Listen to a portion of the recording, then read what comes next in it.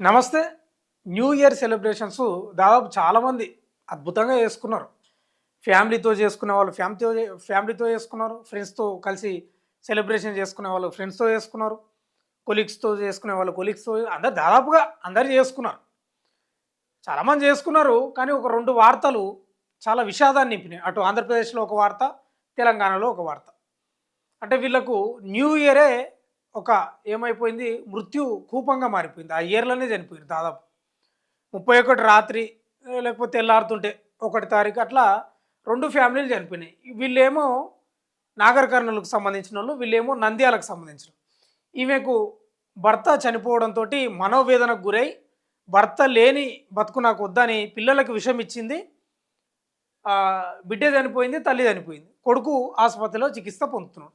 ఇక్కడ ఈయనొచ్చేసి భార్య చనిపోయింది అనారోగ్యంతో. ఆమె కూడా గతంలో ఆత్మహత్య చేసుకున్నదంట. ఆయనకు 3 ఆడపిల్లలు ఉన్నట్టున్నారు. ఒక మగ పిల్లగాడు ఉన్నట్టున్నారు. ఆయన కూడా మనోవేదనకు గురై పిల్లలకు విషం ఇచ్చి ఆయన ఊరేసుకొని చచ్చిపోయాడు. కానీ నిజంగా చాలా బాధనే. మనకు తెలుసు అన్ని జీవాల కంటే మనిషి అత్యంత తెలివైనవంతుడు, తెలివైన జీవి. కానీ అత్యంత పిరికోడు కూడా మనిషే. మరి కాకపోతే ఏందండి, ఇప్పుడు ఈమె భర్త లేడని ఈమె మనోవేదనకు గురైంది. పిల్లలు ఉన్నారు కదా! పిల్లలను చూసన్నా అట్లా చేయాల్సిన పరిస్థితి లేదు. ఈ మనిషి కూడా పిల్లలకు విషయం ఇచ్చి చనిపోయాడు. అందుకే మనోబలం, ఆత్మస్థైర్యం ఇవి లేకపోతే కష్టం. ఎప్పటికైనా సచ్చేదే అండి. ఎప్పటికైనా సచ్చేది. 1000 ఏళ్ళు బతకనికి ఏం లేదు. ఇంక ఇప్పుడున్న పరిస్థితుల్లో 60, 70 ఏళ్ళు అంటే కష్టం. కాబట్టి ఈ వార్తలు చూస్తే ఏ జంతువు ఆత్మహత్య చేసుకోదు. మనుషులే ఆత్మహత్య చేసుకుంటారు. మనోబలం లేక, ఆత్మస్థైర్యం లేక ఇక అంతా కోల్పోయినాం, ఏం లేదు. ఇక ఎట్లుందంటే ఆ నడి సముద్రంలో మేమే మిగిలినాం అన్నట్లు ఫీల్ అవుతుంటారు కొందరు. అది కాదు పద్ధతి, అసలు కాదు అది. ఆత్మహత్య కాదు, ఆత్మ విమర్శ చేసుకోవాలి. ఎవరు ఉన్నా లేకపోయినా నిలబడి బతికే ధైర్యం ఉన్నప్పుడే ఈడ బతకగలుగుతాం. ఇట్లా అంటే అందరికి ఉండకపోవచ్చు, అందరికి లేనందుకే ఇట్లా చనిపోతున్న పరిస్థితి కనిపిస్తుంది. కానీ ఉండాలంటున్నా. ఎవరు ఉన్నా లేకపోయినా ఓ స్థితిలో ఒంటరిగానే ఉండాలని, ఓ రోజు వచ్చినా కూడా ఒంటరిగా ఉండాల్సిందే. ఏం చేయలేం, తప్పదు మరి.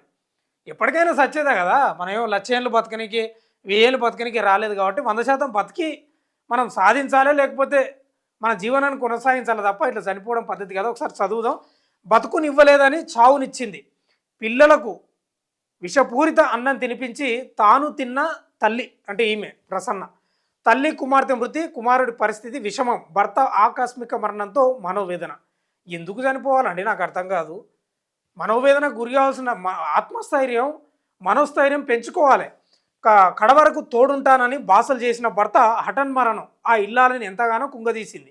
తన భర్త మాదిరిగా పిల్లల్ని పోషించలేనని ఆమె కొన్ని రోజులుగా మనోవేదన చెందుతుంది.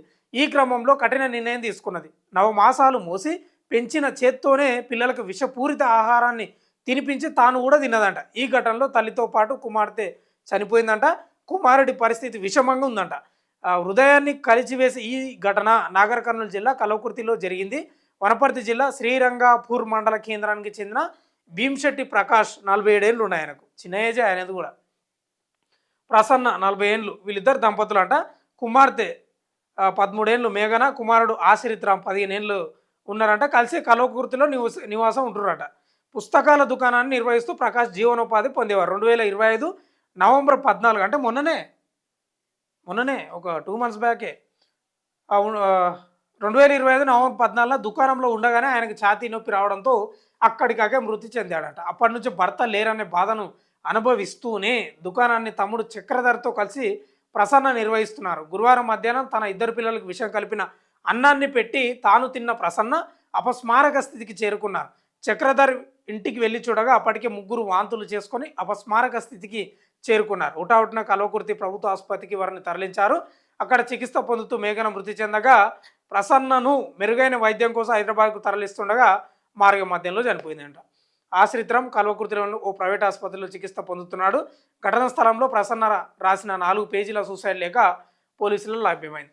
ఇవి కొందరు అందరు కాదు, కొందరు చాలా తక్కువ పర్సెంటేజ్ ఎట్లా ఫీల్ అవుతారంటే ఇక ప్రమాదం ఎప్పుడు ఎట్లా వస్తుందో తెలియదు, మనకు ఎప్పుడు చచ్చిపోయేది తెలియదు. మనం ఆ గుండెపోట ఇంకేదన్నా మన సక్క పోతున్న ఎవడొచ్చి గుద్ది చంపినవి కూడా ఉన్నాయి.